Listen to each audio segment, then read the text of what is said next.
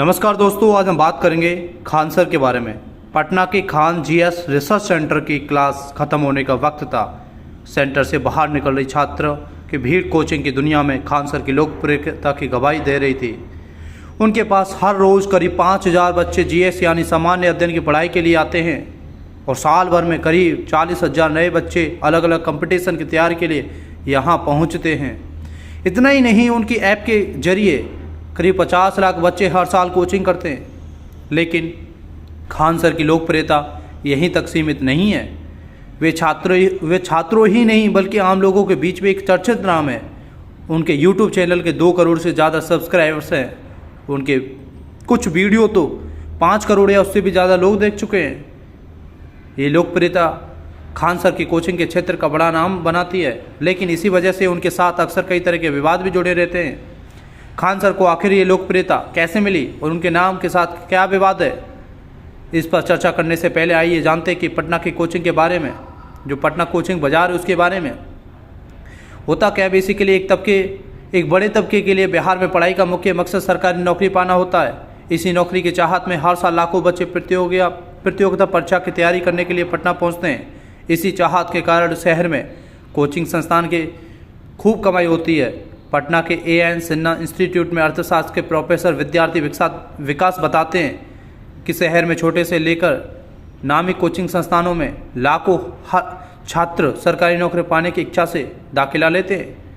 राज्य में करीब 15 लाख छात्र 12वीं पास करते हैं। इनमें से लगभग आधे अपने सपने पूरे करने के लिए कोचिंग का सहारा लेते हैं। अधिकतर शहर के मुसल्लापुर हाट इलाके का रुख करते हैं।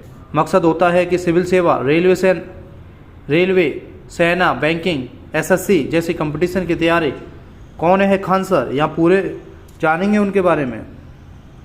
मुसल्लापुर हाट के कोचिंग संस्थान के निदेशक रवि सिन्हा का कहना है कि केवल इसी इलाके में करीब 3 लाख बच्चे हर साल सरकारी नौकरी के लिए कोचिंग करने आते हैं। कोचिंग संस्थानों की इस भीड़ में एक नाम है खान जीएस रिसर्च सेंटर का। ये पटना के उन्हीं मशहूर खान सर का कोचिंग सेंटर है जो अक्सर कई वजह से चर्चा या विवादों में रहते हैं। खान सर बिहार की स्थानीय जुबान में बच्चों को समझाते हुए अक्सर सोशल मीडिया पर वायरल होते हुए और इस दौरान कई बार वो लड़कियों की आपत्तिजनक तरीके से संबोधित करते हुए भी दिखते हैं, ऐसा माना जाता है। क्या है खान सर का असली नाम? कई मामलों में खान सर एक रहस्यमय व्यक्ति की तरह भी दिखते हैं। वे आमतौर पर कहीं भी अपना सही या पूरा नाम जाहिर नहीं करते हैं। हालांकि बीबीसी को अपनी पड़ताल में पता चला है कि खान सर का पूरा नाम फैजल खान है। उन्होंने अपनी शुरुआती पढ़ाई उत्तर प्रदेश में देवरिया के एक स्कूल से की है। खान सर के बाद में इलाहाबाद यूनिवर्सिटी ग्रेजुएशन किया है। खान सर का दावा है कि उन्होंने IIM अहमदाबाद से स्ट्रेटेजिक मैनेजमेंट की पढ़ाई की है। खान सर का कहना है कि उनके यूट्यूब चैनल को कोविड लॉकडाउन ने ज़्यादा लोगों तक पहुंचा दिया। दरअसल 2020 में मार्च के महीने में भारत में कोविड-19 की वजह से लॉकडाउन लगाया गया था। लॉकडाउन में लोगों के लिए डिजिटल प्लेटफॉर्म या मनोरंजन या जानकारी जुटाने का बड़ा साधन बन गए थे। इसी दौर में खान सर भी काफ़ी मशहूर हुए, खासकर देसी अंदाज में पढ़ाने और समझाने के तरीकों की वजह से वे चर्चा में आए थे। खान सर मूल रूप से बिहार की सीमा से सटे उत्तर प्रदेश के देवरिया के रहने वाले हैं। यहाँ रेस्टोरेंट चलाने वाले विशाल चौरसिया खान सर को लंबे समय से जानते हैं। वो खान सर के साथ अपनी एक तस्वीर दिखाते हुए कहते हैं, खान सर को हम बहुत पहले से ही जानते हैं। यही भाटपार रानी में उनका घर है। कोविड लॉकडाउन के दौरान वो यहीं बच्चों को पढ़ाते थे। विवादों से नाता क्या है? जिस सोशल मीडिया या डिजिटल प्लेटफॉर्म से खान सर को लोकप्रिय बनाया, उन्होंने ही कई बार सवालों को घेरे में खड़ा किया। आज डिजिटल प्लेटफॉर्म और इंटरनेट के जरिए खान सर की बात हज़ार लाखों लोगों तक पहुंचती है। अपनी टिप्पणी को लेकर कई बार विवादों में घिरने वाले खान सर को लेकर सबसे ताज़ा विवाद यूट्यूबर मनीष कश्यप से उनके कथित संबंधों को लेकर है। मनीष कश्यप पर खान सर का क्या कहना है? खान सर कहते हैं कि मेरा यूट्यूब चैनल मनीष के चैनल से बहुत बड़ा है, इसलिए मुझे मनीष से प्रचार की कोई ज़रूरत नहीं है। कुछ लोग अपने यूट्यूब चैनल का व्यू बढ़ाने के लिए मेरे नाम का इस्तेमाल कर रहे हैं। मनीष कश्यप से जुड़े मामलों की जांच कर रही बिहार पुलिस की आर्थिक अपराध शाखा ने बीबीसी को बताया है कि उन्हें मनीष कश्यप और खान सर के बीच संबंधों की जानकारी मिली है, लेकिन ये किस स्तर की है और उसकी जांच कौन कर रहा है? आर्थिक अपराध शाखा ने पटना कई कोचिंग संस्थानों से मनीष कश्यप के बारे में बात की। आरोपी के मुताबिक मनीष कश्यप कोचिंग संस्थान के विज्ञापन न चलाकर उनकी पेड स्टोरी चलाते हैं, यानी वे पैसे लेकर कोचिंग संस्थान का प्रचार करते हैं। हालांकि खान सर ने इस मुद्दे पर बीबीसी को बताया कि उनकी एक पत्रकार के तौर पर मनीष कश्यप से सामान्य जान पहचान है। उनका कहना है कि मेरा यूट्यूब चैनल मनीष कश्यप के चैनल से बहुत बड़ा है, इसलिए मुझे मनीष कश्यप से प्रचार की कोई ज़रूरत नहीं है। कुछ लोग अपने यूट्यूब चैनल का व्यू बढ़ाने के लिए मेरा नाम का इस्तेमाल कर रहे हैं। खान सर के साथ एक बड़ा विवाद पढ़ाने के दौरान आपत्तिजनक शब्दों के इस्तेमाल से जुड़ा है, फिर चाहे वो महिलाओं के लिए इस्तेमाल किए जाने वाले शब्दों या राजनीतिक नेताओं के लिए। वो कश्मीर के मुद्दे पर भी भारत को चीन की तिब्बत नीति अपनाने की सलाह देते नजर आते हैं और मानवाधिकारों की परवाह न करने की सलाह देते हैं। खान सर पर आरोप लग चुका है कि रेलवे की एनटीपीसी परीक्षा के रिजल्ट के बाद उन्होंने बच्चों को भड़काया। इस रिजल्ट के आने के बाद देश के कई इलाकों में छात्रों ने हंगामा किया था। इसके लिए खान सर को भी इस बच्चों को भड़काने का मामला दर्ज हुआ था। वहीं एक बार द्वंद्व समाज के बारे में बताते हुए खान सर ने साल 1999 के कंधार विमान अपहरण कांड का जिक्र किया था। इसमें जिस भाषा का इस्तेमाल किया था उसे मुस्लिम समुदाय पर टिप्पणी माना गया। इस वीडियो के सोशल मीडिया पर वायरल होने के बाद कई जाने माने लोगों ने इस पर आपत्ति दर्ज की थी। खान सर का कहना है कि कंधार अपहरण कांड में अब्दुल मोमिन को सजा हुई थी, इसका नाम बदलकर मैं क्या कर दूं? आप भी इस खबर को चलाएंगे तो अब्दुल का नाम अब्दुल ही नहीं ले सकते। खान सर कई बार अपनी टिप्पणियों की वजह से सवालों के घेरे में आते हैं और फिर इसकी सफाई भी यूट्यूब पर वीडियो बनाकर देनी पड़ती है। इसी तरह का विवाद तब हुआ था जब खान सर ने कथित तौर पर अल्पसंख्यक समुदाय के लोगों को पंक्चर ठीक करने वाला बताया था। खान सर ने एक प्रिय त्यागी हैं, उन्होंने खान सर के संतान पढ़ाने वाले टीचर के बारे में क्या कहा है? वो पढ़ाई के अलावा बहुत कुछ बताते हैं जिसका कंपटीशन से कोई संबंध नहीं है, लेकिन उससे आम लोगों में उत्सुकता जगती है। छात्रों के अलावा भी बहुत से लोग यूट्यूब चैनल देखते हैं। हालांकि बाद में खान सर ने सफाई दी कि उन्होंने ये टिप्पणी पूरे अल्पसंख्यक समुदाय पर नहीं बल्कि पाकिस्तान की तरीके लबैक पाकिस्तान पार्टी के नेताओं पर किया था। अब बात करेंगे महिला पर आपत्तिजनक टिप्पणी के बारे में। लेकिन जिस वजह से खान सर को अक्सर सवालों के घेरे में खड़ा किया जाता है वह है महिलाओं पर उनकी आपत्तिजनक टिप्पणी। वो महिलाओं के लिए कई बार बिहारी लोक भाषा के कुछ ऐसे शब्दों को इस्तेमाल करते हैं जिसकी उम्मीद आमतौर पर एक शिक्षक से नहीं की जाती है। खान सर की सफाई की है, हर राज्य की एक जुबान होती है। अगर हम किसी को बेटा कहते हैं तो इसका मतलब ये नहीं होता कि हम खुद को उसके पिता बता रहे हैं। खान सर का कहना है कि अगर मैं कुछ भी गलत बोलता हूँ तो उसकी एक आवाज़ बच्चे खुद उठाते हैं। दरअसल 3 घंटे की वीडियो से कुछ सेकंड का वीडियो काट कर उसे वायरल कर दिया जाता है। खान सर का इस आरोप पर कहना है अगर कोई बदमाशी करता है तो उसका टोकना पड़ता है, अगर किसी को बुरा लग जाए तो फिर तो वह कभी ऐसा किसी को पढ़ाएगा ही नहीं। कोई गलती करेगा तो उसकी तारीफ थोड़ी ही की जाएगी। कोई लेट से आएगा या कोई पढ़ने के समय गंभीर नहीं है तो क्या कहे, मुहिम ध्यान दिया जाए। बिहार में शिक्षा पर काम करने वाली सामाजिक कार्यकर्ता प्रीति नंदनी खान सर से मिल चुकी हैं, इस मुद्दे पर बात कर चुकी हैं। प्रीति कहती हैं कि मुझे लगता है कि खान सर जानबूझकर ऐसा नहीं बोलते, असल में जिस माहौल में कर रहे हैं उसका असर दिखता है। अब वो एक चर्चित शिक्षक हैं तो उनकी एक भाषा का इस्तेमाल नहीं करना चाहिए। सोशल मीडिया पर इस तरह के कई वीडियो हैं जो खान सर के पढ़ाने के तरीके के सवाल खड़े करते हैं। लाइटिंग या वज्रपात को समझाने के में भी खान सर महिलाओं पर आपत्तिजनक टिप्पणी करते नजर आते हैं। खान सर एक वीडियो में कहते हैं कि महिला पुलिसकर्मी को ड्यूटी पर भेजा जाएगा तो वे ड्यूटी की जगह गपशप करने लगेंगे। लोकप्रियता कैसे मिली? खान सर के मुताबिक उनके सेंटर में क्लासरूम कोर्स में रोजाना करीब 5000 से ज़्यादा बच्चे पढ़ते हैं। वो साल भर में करीब 40,000 बच्चों को क्लासरूम कोर्स के माध्यम से GS यानी सामान्य अध्ययन पढ़ाते हैं। इसके अलावा ऑनलाइन एप्लीकेशन के माध्यम से साल भर में 50 लाख बच्चे खान सर से सामान्य अध्ययन विषय की पढ़ाई करते हैं। खान सर का दावा है कि यूट्यूब पर करीब 2 करोड़ उनसे पढ़ते हैं।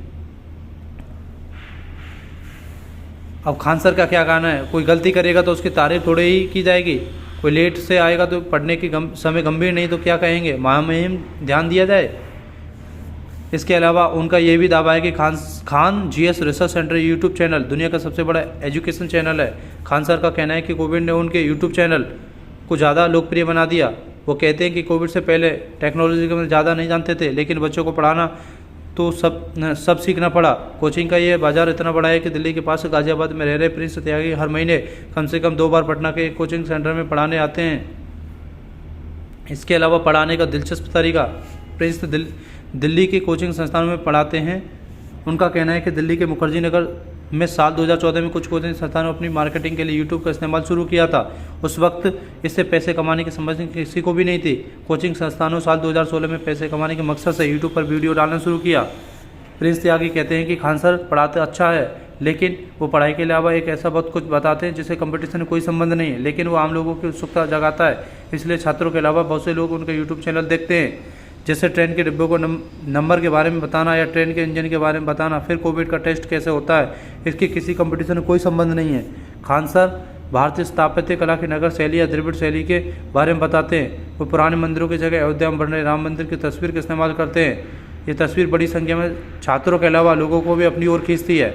इसके अलावा पढ़ाते समय पहले मंदिर की जगह भगवान और फिर भक्ति के तरीकों पर टिप्पणी करते हुए आगे बढ़ते हैं, या फिर यूट्यूब पर बोलना। कोरोना के वक्त लोग भगवान को बहुत याद करते थे, या हवाई जहाज़ पर लोग भगवान को खूब याद करते थे, लेकिन सुरक्षित पहुंच जाने पर फ़ौरन भूल जाते हैं। वहीं वाइन पीने के गिलास के डिज़ाइन को क्लासरूम में समझाना बड़ी संख्या में आम लोगों को अपनी ओर खींचता है। ये जानना चाहते हैं कि आखिर वाइन पीने का गिलास एक खास डिज़ाइन का क्यों बनाया होता है। बिहार के अत्यंत पिछड़े जिले सरकारी स्कूल क्यों। खान सर की लोकप्रियता के पीछे उनके इस तरह के प्रयोग की बड़ी भूमिका है। वो सफाई देते हुए कहते हैं कि लगातार 7-8 घंटे पढ़ाने में बच्चे भी मोबाइल पर नाचा गाना देखने लगते हैं, जिससे कोई ज्ञान नहीं बढ़ने वाला। बच्चों के बीच बीच में ऐसी बात बताकर पढ़ाई में जोड़ो रखा जाता है जिससे ज्ञान बढ़ता है। खान सर बताते हैं कि उनकी सबसे ज़्यादा रुचि विदेश नीति या विदेश संबंध पढ़ाने में है। उनके ऑनलाइन वीडियोज़ में देखे विषय को पढ़ाने में वो इमरान खान की आपत्तिजनक तस्वीर और चीन के लिए अपशब्दों का इस्तेमाल करते हैं। इसलिए खान सर के पास कोचिंग कर रहे एक छात्र राहुल का कहना है कि खान सर किसी को बात समझाने के लिए जिस तरह की भाषा या कहानी का इस्तेमाल करते हैं उसे हमें याद रखने में मदद मिलती है। इसका बहुत फ़ायदा होता है। खान सर पढ़ाने के दौरान भारत में मौजूद प्रधानमंत्री नरेंद्र मोदी से लेकर पूर्व प्रधानमंत्री मनमोहन सिंह तक मजाक उड़ाते नजर आते हैं। छात्रों के सामने कई बार भारत के नेताओं या दूसरे देशों और उनके नेताओं के लिए अपशब्दों का इस्तेमाल करने पर खान सर सफाई देते हैं कि एक शिक्षक होने के साथ मैं भारत का एक नागरिक हूँ, यानी भारत में राजनीतिक व्यक्तियों के खिलाफ लोगों की भावना हो। बात करेंगे तथ्यात्मक गलती के बारे में। दूसरी तरफ इंटरनेट की इसी पहुंच ने खान सर की पढ़ाई में कई गलतियों को भी उजागर किया है।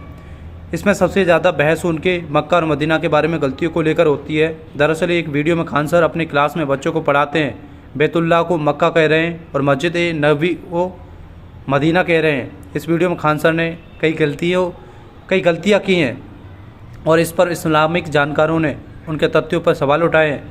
हमने खान सर से इस मुद्दे पर भी पूछा था। उनका कहना था कि छोटी सी बात को लोग तिल का ताड़ बना देते हैं। मैं भूगोल पढ़ा रहा था, धर्म नहीं। आप जब भी मक्का और मदीना जैसे शहरों की तस्वीर देखेंगे तो वही तस्वीर दिखेंगे। इन शहरों में कुछ और भी नहीं है। उन्हें समझाने के लिए ऐसा बोला था।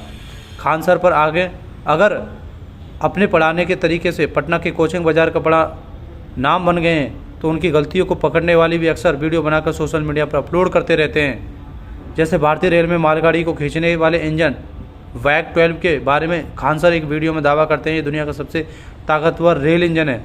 जब हमने इसके बारे में रेलवे से जानकारी मांगी तो उनका कहना था ऐसे दावे के साथ नहीं कहा जा सकता, लेकिन दुनिया के सबसे ताकतवर रेल इंजन में से एक ज़रूर है जो मालगाड़ी को लगातार 120 किलोमीटर प्रति घंटे की रफ्तार से खींच सकता है। वहीं खान सर की वीडियो में बता रहे हैं कि गांधी की साल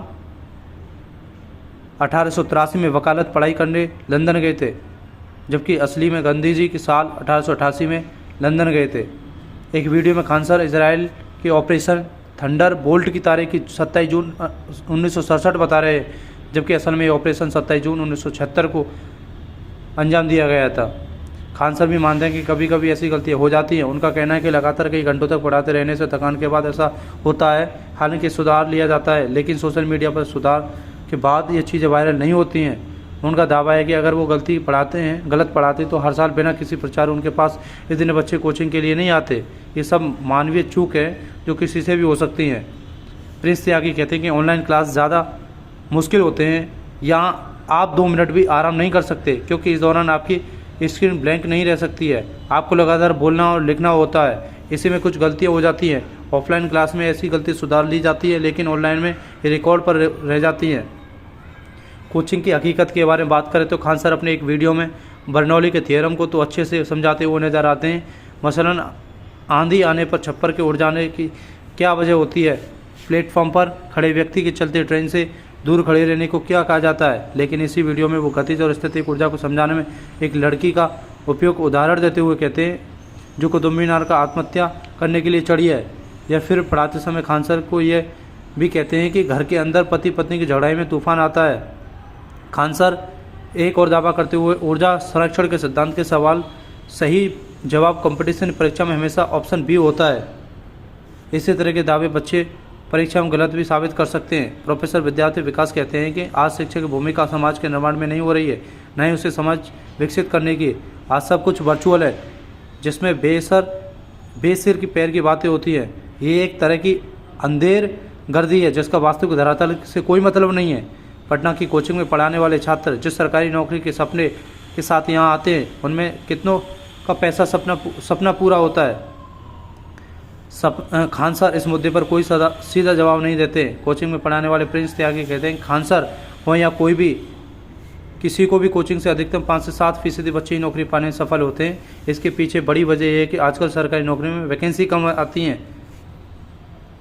उनका कहना है कि हर समय पटना में 5 से 8 तक बच्चे कोचिंग कर रहे होते हैं। इनमें करीब 40% बच्चे गंभीर होते हैं। महज 1-2 अंकों की वजह से ये नौकरी पाने में छूट जाते हैं। प्रिंस बताते हैं कि दिल्ली के मुकाबले पटना के बच्चे ज़्यादा मेहनती नज़र आते हैं। इसके पीछे एक वजह होती है कि उनकी पारिवारिक पृष्ठभूमि। इनमें से ज़्यादातर बच्चे गरीब परिवार के होते हैं जिनका बस एक मकसद होता है सरकारी नौकरी हासिल करना, अपनी स्थिति को बेहतर करना। बिहार की इसी गरीबी की वजह से खान सर भी यह दावा करते हैं कि उनकी फ़ीस काफ़ी कम होती है, जबकि रवि सिन्हा कहते हैं कि आमतौर पर सबकी फ़ीस एक जैसी है। खान सर जिस फ़ीस की बात करते हैं वो ऑनलाइन क्लास के लिए है। उनके पास ऑफलाइन में बहुत से बच्चे पढ़ते हैं क्योंकि उनके समझाने का तरीका सबसे अलग है। I hope you like this information. Please like, share, subscribe and thanks for watching. Thank you दोस्तों।